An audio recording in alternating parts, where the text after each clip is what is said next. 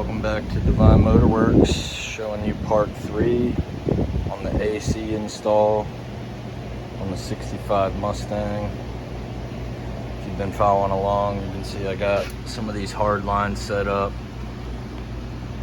grommets here. Now I use a 1 1/4 inch hole saw and a little template that they give. My tools don't always look like this, but when you're working hard, tool carts get a little messy.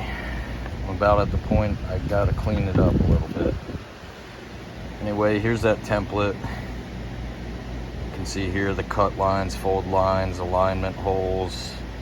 I just use that spring-loaded center punch to do my spots here. Now, if you're looking for a good set of hole saws, I just got these here from Milwaukee. Hole dozer. These things kick ass. 90 bucks on sale, totally worth it. So now you can see my hard lines coming through the rad support here. One of them is going to go to the compressor, one up through the firewall, and another one from the firewall back to the compressor. And we'll have to run new heater hoses. You can see over here, got all this unboxed, going through the instructions, got a few more things taken out of the vehicle. This is the electronic controlled heater control valve. Show you more of that in the next video. Again, it's pretty cool. It's electronic controlled. I've put vintage air systems in before where you have a pull cable like a manual choke to open and close this valve. This one is all done through the ECU. It's all electronic. Pretty nice looking unit. So I've got the factory control panel out of the car and the cables, defroster ducts. This is pretty simple if you're taking it apart. There's 2 nuts and these little clips back here that retain it, just lock into the back of the dash. It's not really like a through bolt system, more like a clamp system.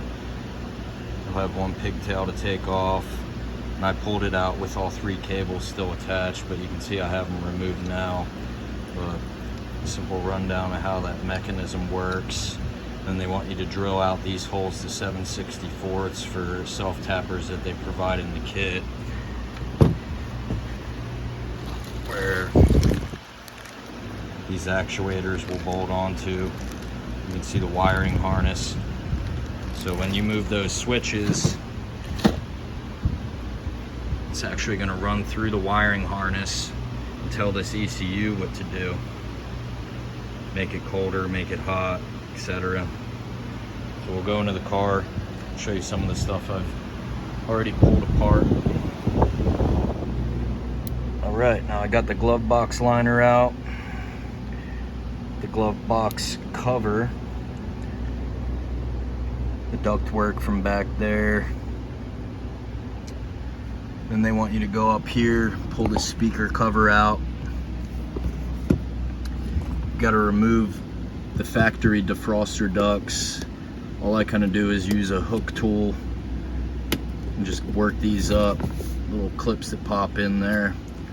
Place them on both sides. Got the radio out, the ashtray, and then the control panel switch. Now if you look inside, right where those lights are aiming, those are 2 of the actuator cable mounts. And then we've got one by the driver's right foot on the floor down there. I can't really see it. It's back there. Now, what makes it easy to access that? So I went ahead and just unbolted this unit so I could slide slide it further to the driver's side to get that defroster cable off. There were only 2 little self-tappers holding that in. I'm not sure if from the factory there's going to be more on the back side where you kind of can't access, and maybe that's why they tell you to take this center console out. But I was able to take those 2 bolts out, slide this unit over, and pop my cable off. And I'm pretty sure that I can fit this heater control box out at that point without having to remove that center console. We'll see about for installation though, but again, I mean, it's really only a handful of screws and stuff, but when you're working with this old plastic, I get a little nervous and try and avoid that at all costs. It gets brittle, you don't really want to break it. So I'll give you a rundown on how I removed some of that stuff in here. Now the glove box liner really only has a couple screws that hold that in place, and this one was a OEM style cardboard, so you can kind of compress it and walk it out. And then you've got 3 bolts down here that hold the hinge, and then a support strap, pull that out. Pretty self-explanatory.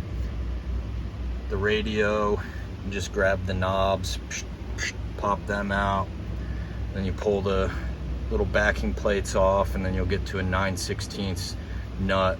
Take those 9/16 nuts out. And then back here you'll have a 7/16 nut on the back of a stud for the radio. Take that off. I think there's 3 or 4 wires and an antenna that you'll have to disconnect, and then just kind of work this out.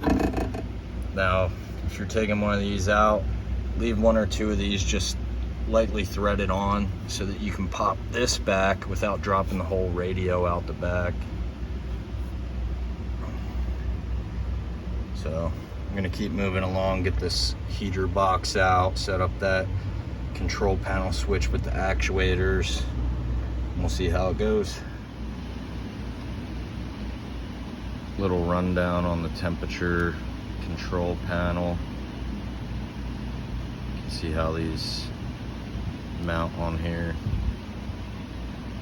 Pretty similar to the way that your cables would. But you have to drill out these holes to 7/64, then they give you pan heads.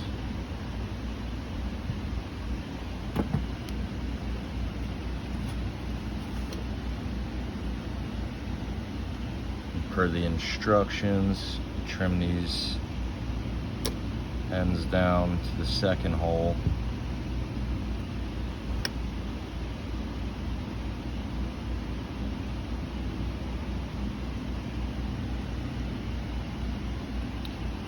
So you can see the heat switch turns to blower, temp stays temperature control, and defrost becomes the mode.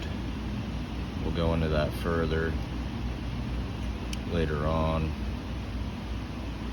You do need to tweak these slightly and trim the excess off the screws to be able to clear the other levers as they travel past. The factory blower switch doesn't get hooked back up, but it stays there for aesthetics. Now I have to wire these up with the wiring harness here.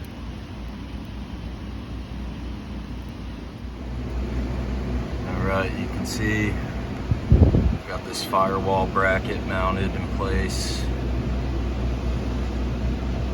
They give you a template here that gets you that bolt hole for the mounting bracket for the front of the evaporator. Draw it out to 9/64. Just line it up with the 4 holes there. Paper template. So that mounts through, and then the AC lines are going to come through those 2 grommets. Then some wiring is going to feed through the smaller grommet on the left in between those 2. And then your heater core lines are going to come through those factory holes. And you can see one more hole right above my light. It's another hole that you make with a template. 9/64. That's for the other side of the front of the evaporator. I've got the evaporator all set up. All the hard lines, all the press tape, the brackets.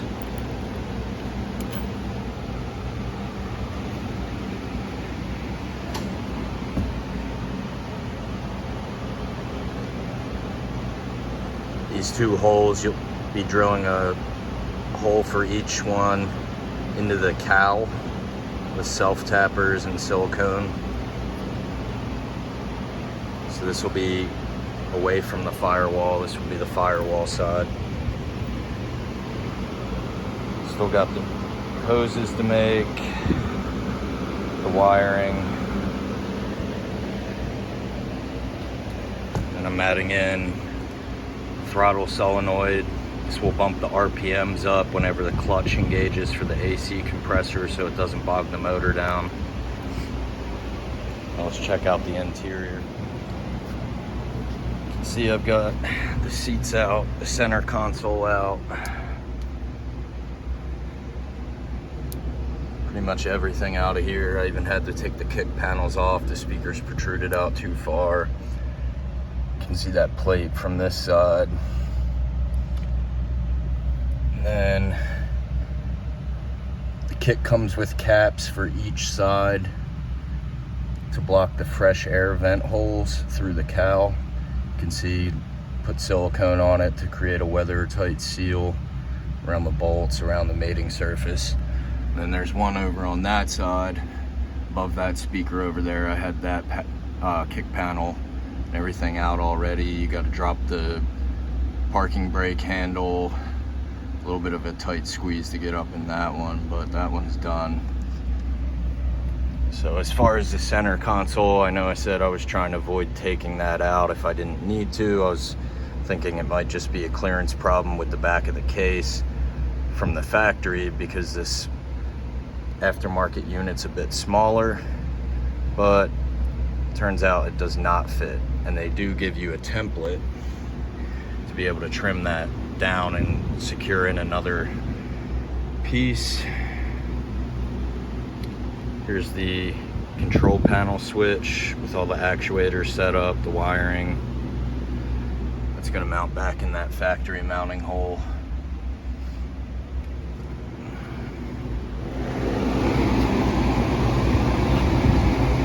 So this will get cut right about here and then all the way across. And you've got this fill panel that will take up that space, give you extra clearance. So this is it about wrapped up.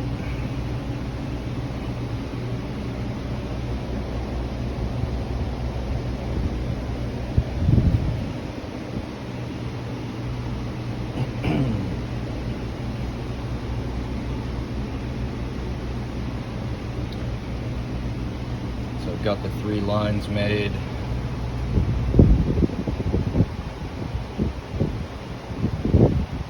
See how they're routed.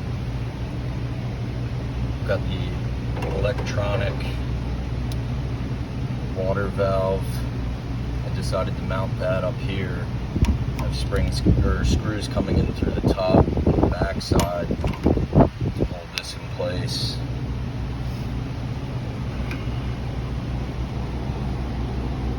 Some of the wiring harness. You can see how I ran this coming through the firewall there in that grommet.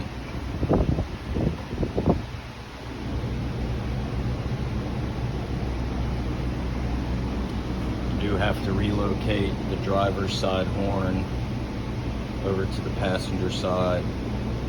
Trim a little bit off this bracket. You can share a bolt and then extend your wiring. I just ran it behind the rad support there. It comes right through.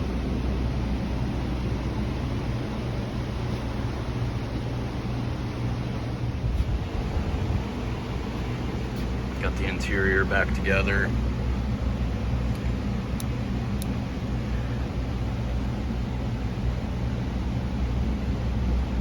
So this vent right here with these aftermarket kick panels, you can see how much the speaker protrudes. There was very little room to work with.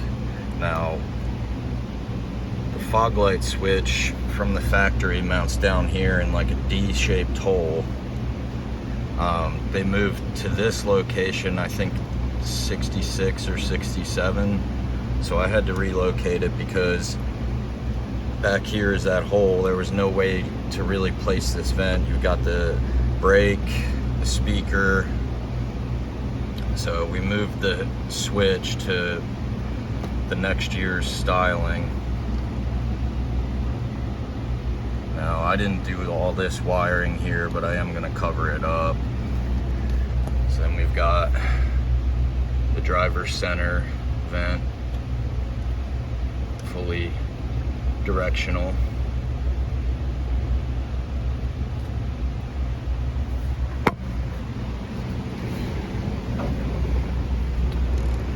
Got the retro sound radio installed. Control panels back in.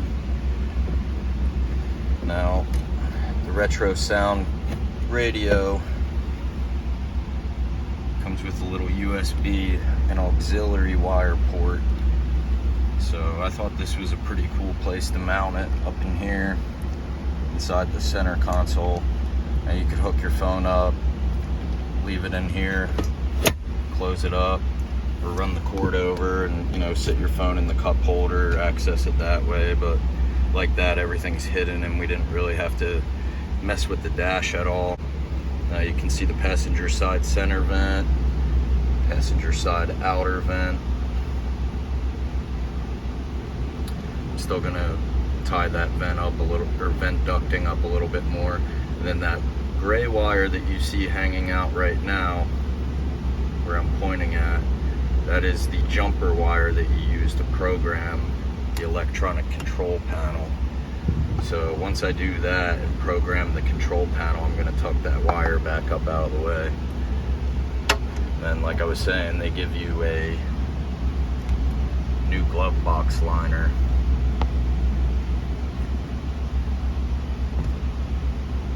So that's all in place. Now, this is a very tedious task, very detail oriented.